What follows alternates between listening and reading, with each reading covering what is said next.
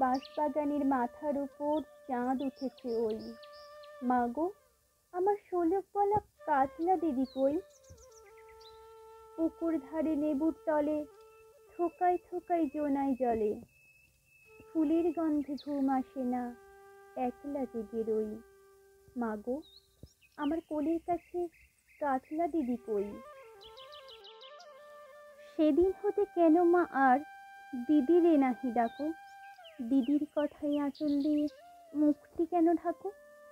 খাবার খেতে আসি যখন দিদি বলে ডাকি তখন, ও ঘর থেকে কেন মা আর দিদি আসে না কো? আমি ডাকি, তুমি কেন চুপটি করে থাকো? বলো মা, দিদি কোথায় গেছে? আসবে আবার কবে? কাল যে আমার নতুন ঘরে পুতুল বিয়ে হবে। দিদির মতো ফাঁকি দিয়ে আমিও যদি লুকোই গিয়ে, তুমি তখন একলা ঘরে কেমন করে রবে? আমিও নাই, দিদিও নাই, কেমন মজা হবে।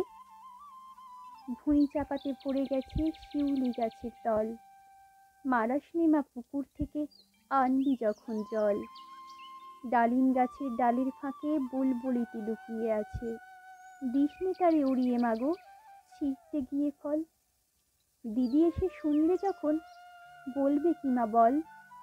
বাঁশবাগানের মাথার উপর চাঁদ উঠেছে ওই, এমন সময় মাগো আমার কাজলা দিদি কই? লেবুর তলে পুকুর পাড়ে ঝিঝি ডাকে ঝোপে ঝাড়ে, ফুলের গন্ধে ঘুম আসে না, তাই তো জেগে রই। রাত্রি হলো মাগো, আমার কাজলা দিদি কই?